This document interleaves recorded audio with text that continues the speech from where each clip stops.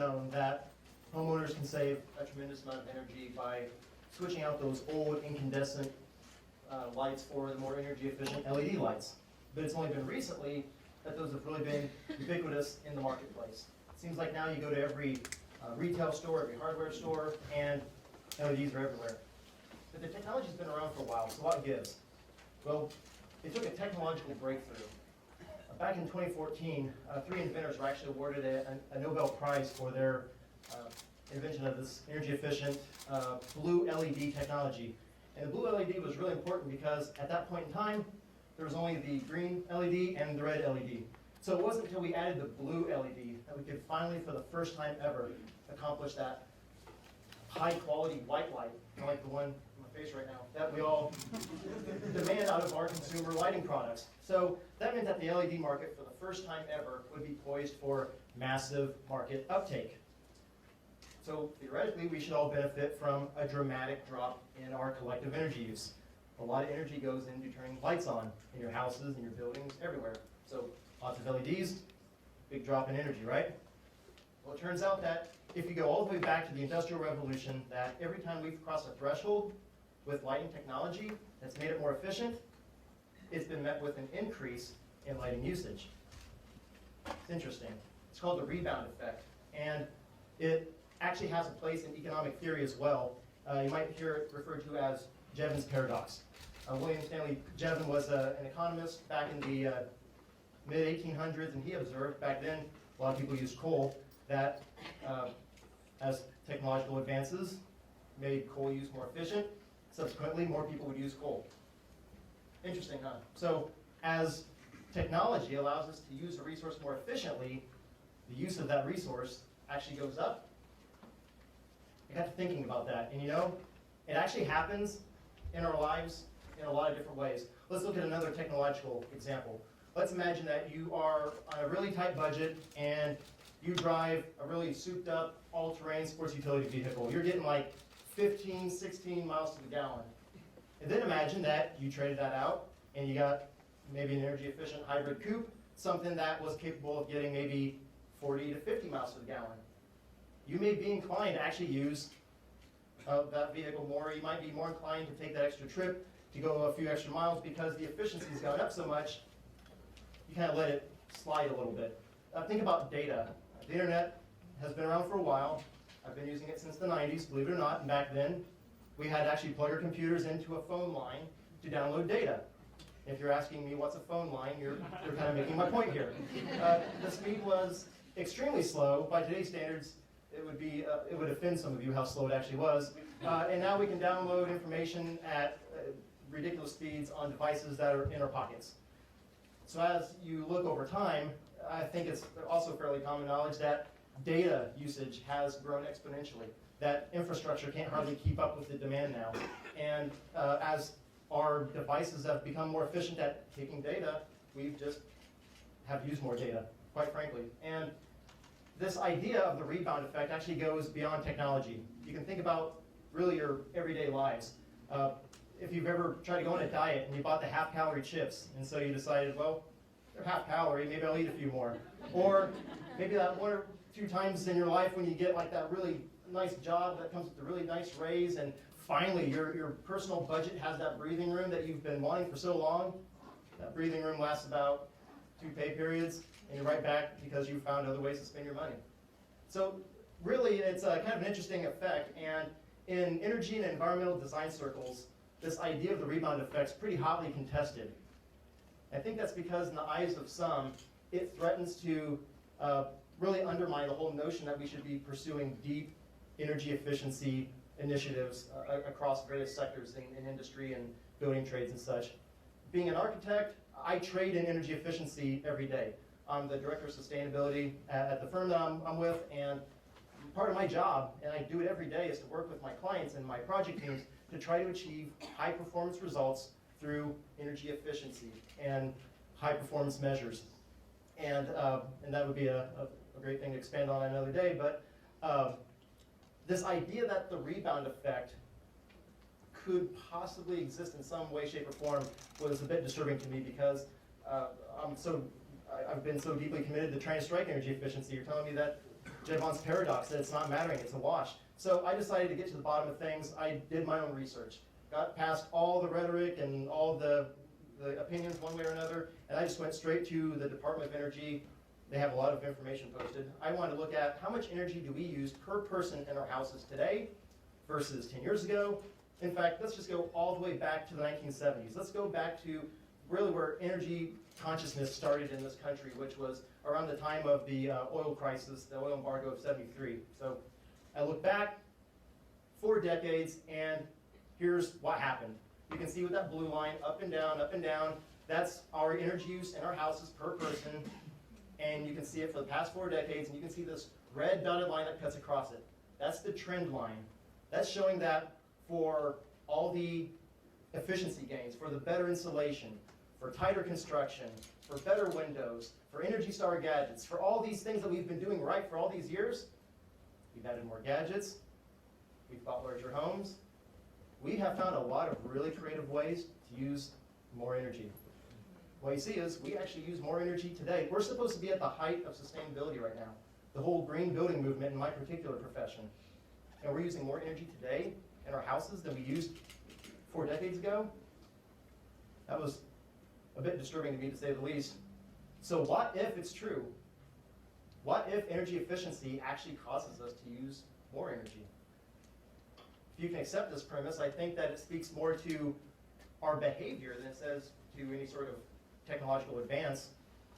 If you look at the issues at play now, we are starting to understand that we, by our behavior, by our decisions, even those little decisions, when do you turn off a light, when do you shut down a computer, what devices do you have plugged in, smart switches, all these sorts of things. These decisions we make every day with how we manage energy, in aggregate, makes a huge impact. In fact, some data showing that the decisions you make at work could actually cut down your personal energy use in the workplace by as much as 50% in some cases. So behavior matters. Also, make no mistake, energy efficiency measures count. They can count for a lot. We hear all the time about fuel economy standards. We hear about government programs like Energy Star with equipment, how efficient it needs to be. There are all kinds of, actually a lot of programs that have come from the federal government in the last several years. It's really flowed from the passing of the Energy Information and Security Act of 2007. Latest projections show that because of the initiatives that have come out of that program, or out of passing that act, will result across all sectors in an 8% drop in U.S. energy use. That's the building sector, that's transportation, that's industry, that's across the board. 8% drop of what we would otherwise have been using in terms of energy. That's a real and deep impact. But also, make no mistake, energy efficiency alone will never fix this problem. Every day, we need more energy than we needed the day before. Populations will continue to grow. This is something that's not going away. And efficiency is not going to get us there. So we have to adjust our mindset. We have to think about different ideas, different solutions. And I was thinking about this for a while, and I found myself with my family in an apple orchard on the outskirts of Indy several weeks ago. And I haven't been to very many apple orchards in my life, so this was a revelation to me. I could see apples almost as far as I could see. I mean, just rows of them. The rules are really simple. You bought a basket, $18, whatever you put in the basket, you can basically take home with you. You walk up and down. If you see maybe the Honey Crisp, you like that. The Red Delicious, you like that. There's just all the different species. You take a bite. If it's good, you can grab more and put them in your bag. If you don't like it, just chuck it, drop it on the ground. It really didn't matter because it was so abundant. There were people everywhere picking apples all over the place. And trees were still abundant with apples. It was quite impressive. The apple orchard owners made their money. You took home your apples. Nature got some apples. Everybody won. Because see, the point here, a really important observation, nature is not concerned with efficiency. Nature is not efficient. These trees weren't designed to drop 1 or 2 apples. A fully mature apple tree could drop hundreds. Drop on the magnitude of like 500 apples in a season. Nature's abundant. Nature's fertile. We were engulfed in a fecund garden that day. So I thought to myself, is there a way that we can actually shape the way that we approach the energy issue and the sort of the emerging global energy crisis that we're facing, and use nature as an example?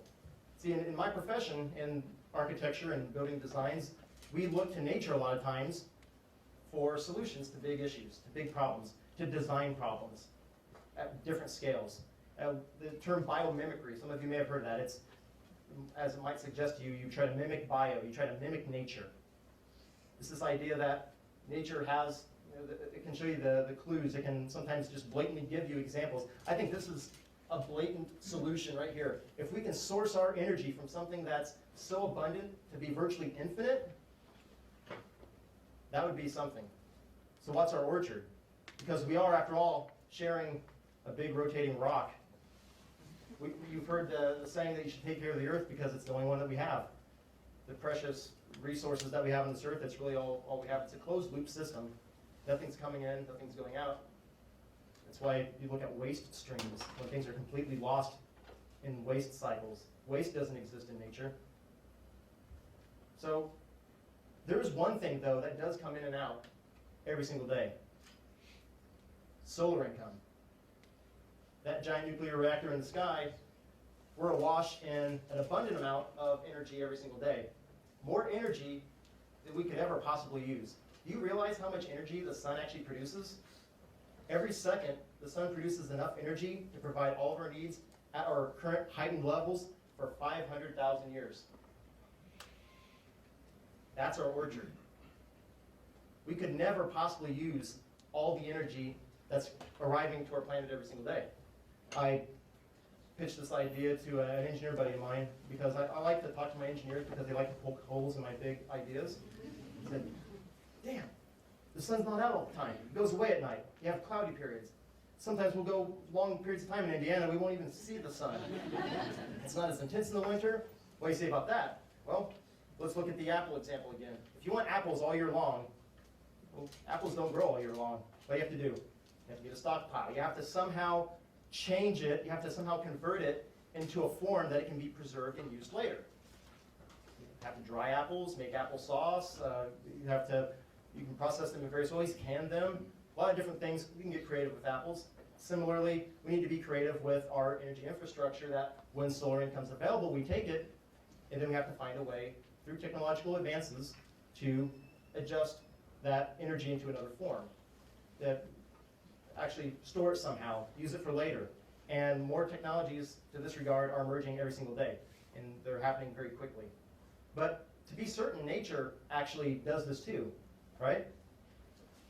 That's essentially whenever we use non-renewables, when we source our energy from coal, natural gas, petroleum, that's just like reaching into the pantry when fresh fruit's falling right outside your door. There is a solution to our emerging global energy crisis, but until we can fully realize the abundance, the true abundance of the renewable energy economy, we have to advocate for comprehensive measures to reduce our energy use. We have to outpace this rebound effect to whatever degree it's actually real. And to the degree that it is real, we have to recognize the responsibility that each one of us have. Every decision you make, multiplied times 300 million just in this country alone. The aggregate effect of everything that we use collectively, so through our behavior, through energy efficiency, until we can fully realize that. Just never forget, whether it's energy or any of the other many issues that we face this day and age, from my perspective, when it's a design issue, nature always has and always will provide the clues and sometimes blatant examples of solutions to our largest and most complex problems. Thank you.